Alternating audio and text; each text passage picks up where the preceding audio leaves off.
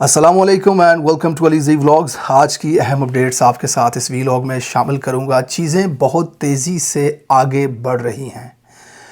تحریک انصاف نے حکومت کے خلاف توہین عدالت کی درخواست عدالت میں جمع کروا دی ہے۔ اب اس کے اوپر عدالت کا کیا رد عمل ہے، اس کے اوپر آج اس ویلاگ میں تفصیل سے بات کریں گے۔ سہیل آفریدی صاحب نے اسٹریٹ موومنٹ کو مزید تیز کر دیا۔ ہم باغی ہیں کہ نعرے لگنے لگے اور تحریک انصاف مکمل طور پہ تمام کی تمام قیادت جو مفاہمت بھی کرنا چاہتی تھی وہ بھی اس نتیجے پر پہنچ چکی ہے کہ اب ہم نے لانگ مارچ کرنا ہے اور ہر صورت اسلام آباد جانا ہے۔ تحریک انصاف کے صوبائی صدر جنید اکبر کی جوشیلی تقریر، کارکنان کے نعروں کے جواب اور راولپنڈی کو فوج کے حوالے کر دیا گیا۔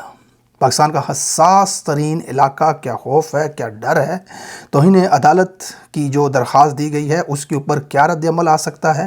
لاہور ہائی کورٹ کے وکلاء نے ایک کھڑاک کر کے پریس کانفرنس کی اور اعلان کر دیا کہ اگر عدالت اس پر عمل نہیں کرتی، اپنے فیصلے پر عمل درآمد نہیں کروایا جاتا تو ہم وکیل اب دھرنا دیں گے۔ اب وکیلوں کے دھرنے سے کیا ہو سکتا ہے، کیا فرق پڑ سکتا ہے اس حکومت کے اوپر، اس کی تفصیلات آپ کے سامنے انشاءاللہ اس ویلاگ کے اندر میں تفصیل سے رکھتا ہوں۔ کچھ نون لیگی وزیر آپ کو اس ویلاگ میں دکھاؤں گا، آپ نے آخر تک دیکھنا ہے۔ آپ کو یقین جانے ہنسی آ جانی اور اپنے پاکستانیوں کے نصیب پہ آپ کو رونا آ جانا ہے کہ اس وقت پاکستان کن کے ہاتھوں میں ہے۔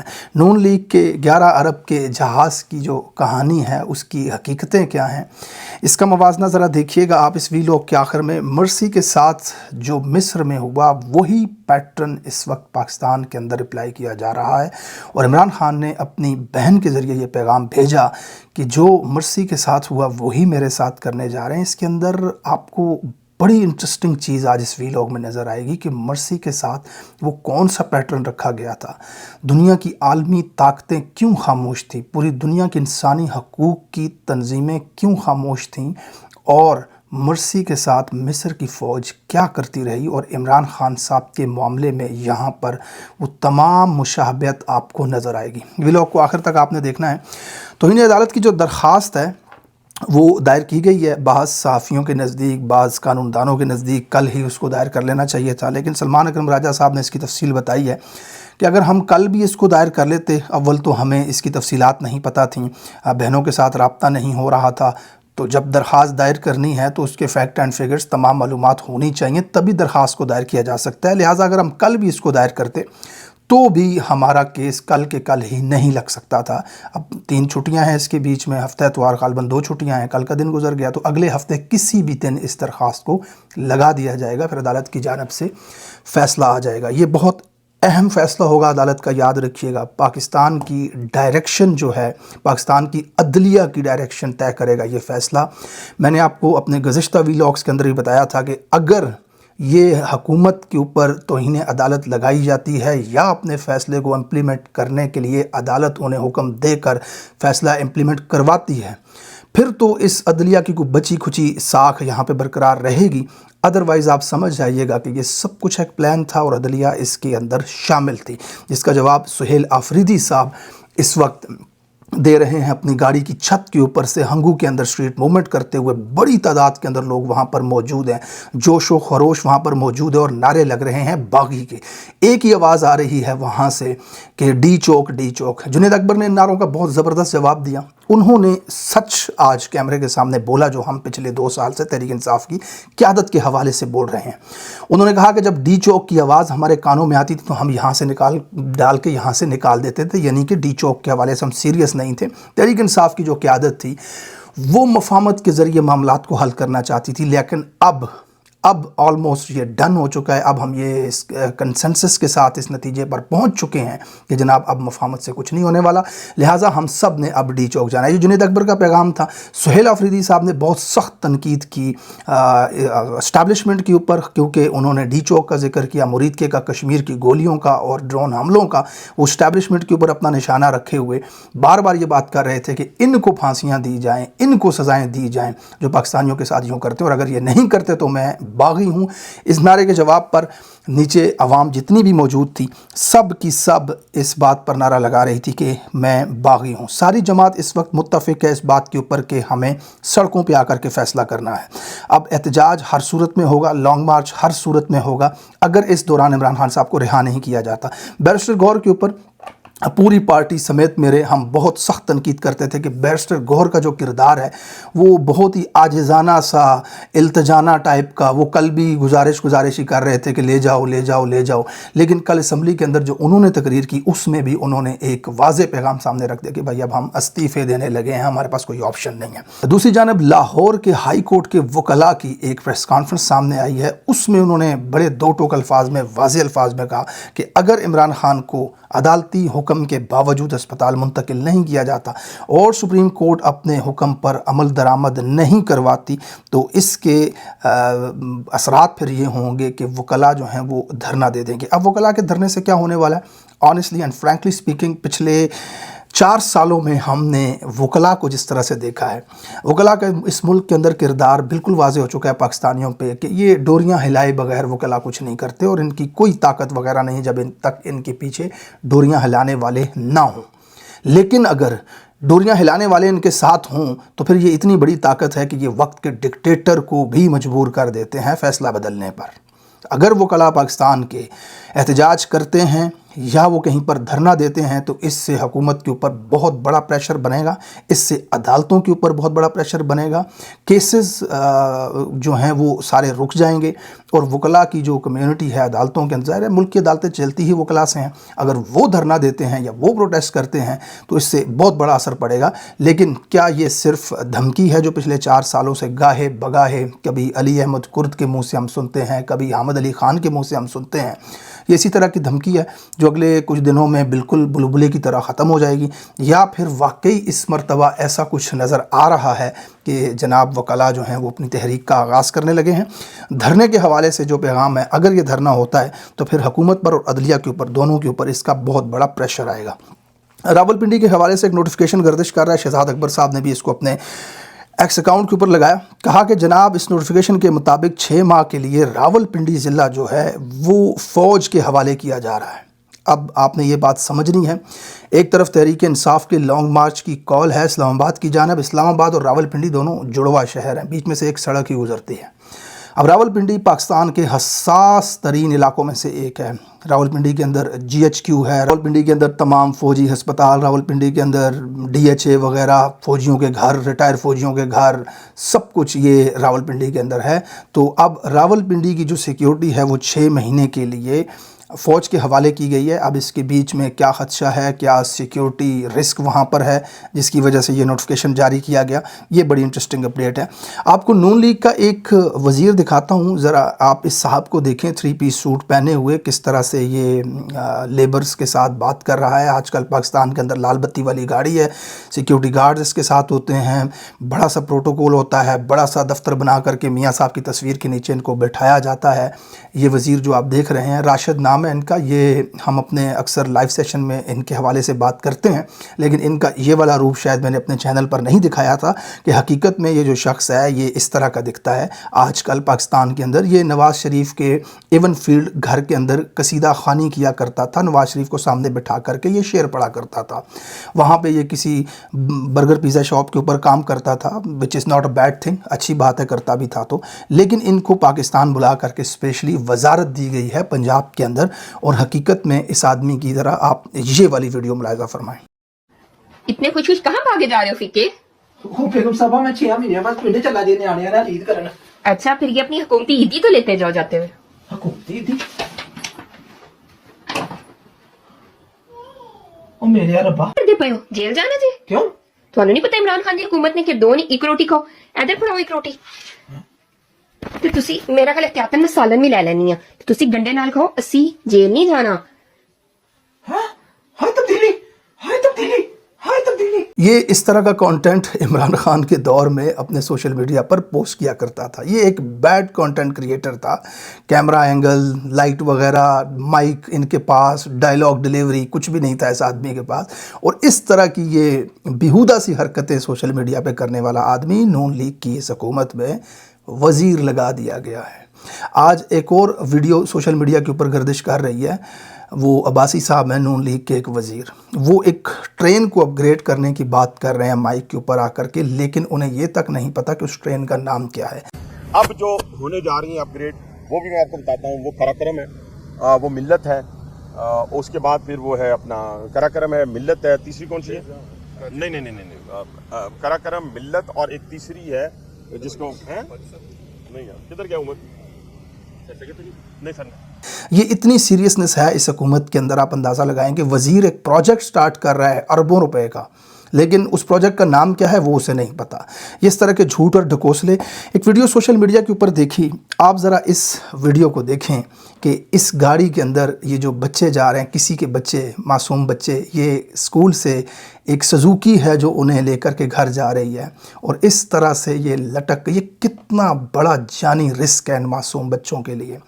पाकिस्तान में ये चीज़ें बड़ी नॉर्मल लगती हैं, लोगों को फील नहीं होता, लोग कहते हैं सो कि हर जगह पे इस तरह बच्चे हमें जाते हुए नज़र आते हैं। यकीन करें, आप बाहर की दुनिया में निकलें तो अगर किसी बाहर के शख्स को जो बाहर रहता हो, जैसे पाकिस्तान का ना पता हो, कोई गोरा हो, कोई काला हो, कोई अरबी हो, उसे आप ये वीडियो दिखाएं, वो कांप जाएगा, वो डर जाएगा, घबरा जाएगा कि ये क्या है। वो इसको रियल मानेगा ही नहीं, वो इसे किसी मूवी का सीन मानेगा, क्योंकि बाहर की दुनिया में इस तरह के मनाजिर नज़र आना ये हैरान कुन बात है।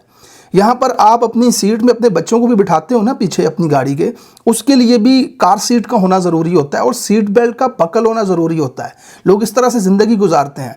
अमेरिका, यूरोप, तरक्की याफ्ता मुल्कों के अंदर जब स्कूल बस आती है तो आपको पता है स्कूल बस का कानून क्या है। दुनिया भर के अंदर, पूरी दुनिया के अंदर, अगर स्कूल बस किसी बच्चे को पिक कर रही है या उसे ड्रॉप कर रही है तो 4 सड़कें अगर वहाँ से गुजर रही हैं तो जब तक वो स्कूल बस का बैरियर बाहर रहेगा, स्टॉप साइन ऑन रहेगा, चारों सड़कों के ऊपर तमाम गाड़ियां, ट्रैफिक वहां पर रुक जाएगी, उसे क्रॉस नहीं कर सकती। अगर स्कूल बस आएगी, स्कूल बस जब भी रुकती है उसका दरवाज़ा खुलता है तो उसका स्टॉप साइन होता है जो उसकी साइड से बाहर आ जाता है। जब भी वो रुकेगी किसी बच्चे को उतारने या उठाने के लिए तो उसका स्टॉप साइन बाहर आ जाएगा, यानी कि चारों तरफ की जो ट्रैफिक है उसके लिए इशारा है, डबल इंडिकेटर ऑन हो जाएगा और आगे से बैरियर गिर जाएगा, सब के सब रुक जाएंगे।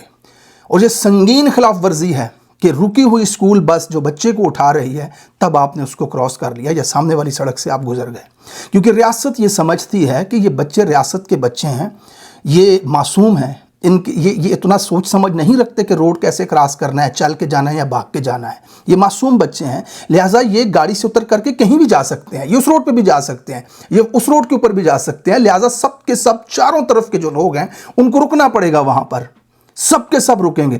यहाँ सुबह के वक्त और स्कूल की छुट्टी के टाइम पे सबसे बड़ा प्रॉब्लम ये होता है कि आपने अगर घर जाना है तो आपके 15 मिनट का रास्ता है वो आपको 1 घंटे में तय करना पड़ेगा, क्योंकि बार बार बीच में स्कूल बस आएगी, किसी न किसी रोड पे आपको स्कूल बस मिल जाएगी, और स्कूल बस जब रुकेगी आपने रुकना है। ये कानून है, ये असूल है यहाँ पर। और बस ड्राइवर जो बच्चों को उतारता है या छोड़ करके जाता है, उनकी क्या जिम्मेदारी है कि जब तक बच्चे को वो घर के सामने ड्रॉप करता है, जब तक बच्चा अपने घर नहीं चला जाता, वो स्टॉप साइन को बंद नहीं करता। इस तरह से दुनिया चलाई जाती है। और यहाँ पर आप देखें, ये मासूम बच्चियाँ, जिस तरह से ये मासूम बच्चे इस सुजुकी के साथ लटक करके जा रहे हैं, इनकी वज़ीर आला ने 11 अरब का जहाज़ लेकर के रखा हुआ है। 11 अरब का जहाज़। अगर उस 11 अरब रुपए को पंजाब के इन बच्चों के ऊपर कम से कम यही कर दिया जाता कि उनको स्कूल की कुछ सेफ्टी वाली गाड़ियां लेकर के दे दी जाती तो पूरे पंजाब की गाड़ियां आ सकती थी। हर बच्चा सीट के ऊपर बैठ करके अपना टिफ़िन हाथ में पकड़ करके जा सकता था, उसे यूं लटक करके ना जाना पड़ता। मैं हैरान होता हूं पाकिस्तानियों के ऊपर कि ये 26 करोड़ अवाम है और इनको इनके बेसिक राइट्स तक नहीं पता। इनके ऊपर जो लोग बैठे हुए हैं उनके जराइम तक का इनको नहीं पता।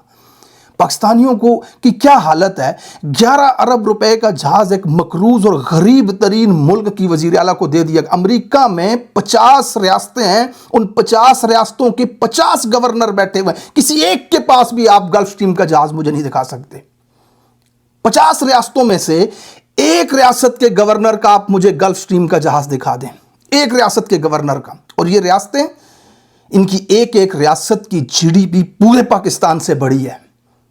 उठा करके गूगल करें आप, California, New York, Massachusetts, Virginia, Arizona, Texas, इन तमाम रियासतों की जीडीपी ट्रिलियंस डॉलर्स के अंदर है। इनकी एक एक रियासत की जीडीपी पूरे पाकिस्तान से बड़ी होने के बावजूद इनके गवर्नर्स के पास ये लाइफस्टाइल अपने बच्चों को, अपनी कौम को ये देते हैं कि जब घर से बस उठाने आती है, ये सब कुछ फ्री होता है, ध्यान में रखिएगा। बच्चों की तालीम, घर से पिक करना, ड्रॉप करना, ये सब कुछ फ्री है, यहां पर हुकूमत करती है। और इतनी सेफ्टी और सिक्योरिटी उनकी रखी जाती है कि जब तक बच्चा गाड़ी के अंदर बैठ नहीं जाता, जब तक बच्चा गाड़ी से उतर के घर नहीं चला जाता, चारों सड़कों के ऊपर कोई गाड़ी हरकत नहीं कर सकती। ये मुल्क है और इनके पास भी गल्फ स्ट्रीम के जहाज नहीं है।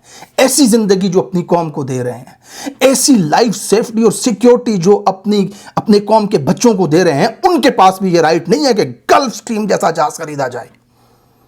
वहां की कौम पूछती है, मेरा बच्चा लोहे की बस में बैठ करके जाएगा, तू भी गल्फ स्ट्रीम के अंदर नहीं बैठेगा। और पाकिस्तान के अंदर ये हाल सड़कों के ऊपर आपके बच्चों का, और आपकी वजीर आला गल्फ स्ट्रीम के अंदर घूम रहे। एलोन मस्क जैसे ट्रिलियनर्स गल्फ स्ट्रीम में घूमते हैं अपने ज़ाती पैसों से, और ये मेरे और आपके पैसों से गल्फ स्ट्रीम के अंदर बैठ करके घूम रही होती है। मुर्सी के हवाले से मैंने आपको वीलॉग के स्टार्ट में कहा था, इमरान खान साहब का पैगाम था। याद रखिएगा, मिस्र के जो सदर मुर्सी थे, उन्होंने अक़वाम मुत्तहिदा में कुरान पाक की आयतें पढ़ करके रसूल पाक सल्लल्लाहु अलैहि वसल्लम के नामूस का मुकद्दमा लड़ा था। उन्होंने कहा था कि मिस्र किसी भी सूरत रसूलुल्लाह सल्लल्लाहु अलैहि वसल्लम की शान में गुस्ताखी बर्दाश्त नहीं करेगा। उनकी इस तकरीर के बाद मिस्र के अंदर उन्हें गिरफ़्तार किया गया। उनके ख़िलाफ़ फ़ौजी जर्नैल जो था उसने इक़्तिदार पे कब्ज़ा किया। फिर उनके हामियों ने धरने दिए, उन्हें रिलीज़ करवाने की बहुत सारी कोशिशें की। उन धरनों के ऊपर सरेआम कत्लेआम किया गया, फ़ौज की जानिब से गोलियां मारी गईं, 1000 से ज़्यादा लोगों को कत्ल किया गया लोगों की आवाज़ बंद करने के लिए। फिर उनको जेल के अंदर जब डाला गया तो उनको इलाज मुआलजे की सहूलत मैसर नहीं थी, उनको अस्पताल नहीं लेकर के जाया जाता था। और एक दिन वो अदालत में जब पेश किए गए तो वो अपनी कुछ बातें करने के बाद गिरे और उसके बाद अस्पताल में उनकी डेथ हो गई, यानी कि हार्ट अटैक के ज़रिए। अब इमरान खान साहब आपके सामने हैं। इमरान खान साहब ने अक़वाम मुत्तहिदा में रसूल पाक सल्लल्लाहु अलैहि वसल्लम की नामूस का मुकद्दमा कैसे लड़ा था, पाकिस्तान के हवाले से, फ़लस्तीन के हवाले से, कश्मीर के हवाले से जो बातें उन्होंने की। उसके बाद साइफ़र आया, इमरान खान साहब गिरफ़्तार हुए और पाकिस्तान की तारीख़ की सबसे बदतरीन फस्तायत मुल्क के अंदर शुरू की गई। और इमरान खान के साथ बिल्कुल वही पैटर्न रखा जा रहा है। फैमिली के साथ मुलाकातें न करवाना, इमरान खान साहब को ज़हनी तौर पर टॉर्चर करना और फिर आज़ाद डॉक्टर्स से उनका मुआयना न करवाना। याद रहे, अदालत के वाज़ेह अहकामात है कि डॉक्टर फैसल सुल्तान इमरान खान के साथ रहेंगे, उनका मुआयना करेंगे। लेकिन जब ये पिम्स भी लेकर के गए इमरान खान को, तो डॉक्टर फैसल सुल्तान को धोखे से शफा अस्पताल भेजा गया और अपने कुछ डॉक्टर से मुआयना करवा करके इन्होंने इमरान खान को वापस जेल भेज दिया। अब समझने वाली बात यहाँ पर यह है कि वो कौन सी वजह है कि इमरान खान का उनके ज़ाती मुआलिजीन या फिर किसी भी आज़ाद डॉक्टर से मुआयना नहीं करवाया जा रहा।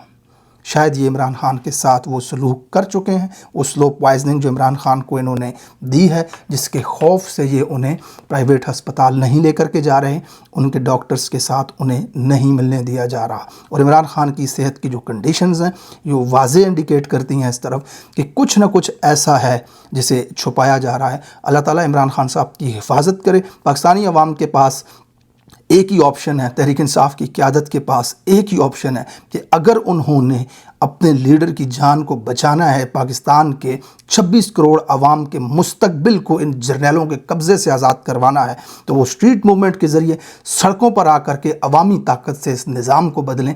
अदरवाइज़ इस मुल्क में आपके सामने ना कोई कानून है, ना कोई अदालत है, ना कोई जज को मानता है, ना कोई इलेक्शन को मानता है, ना कोई अदालत को मानता है, ना कोई असम्बली को मानता है। Thank you so much for watching this vlog. अपने अगले वीलॉग में इंशाअल्लाह ताला मज़ीद आपके साथ अपडेट शामिल करता हूँ। तब तक के लिए अल्लाह हाफ़िज़।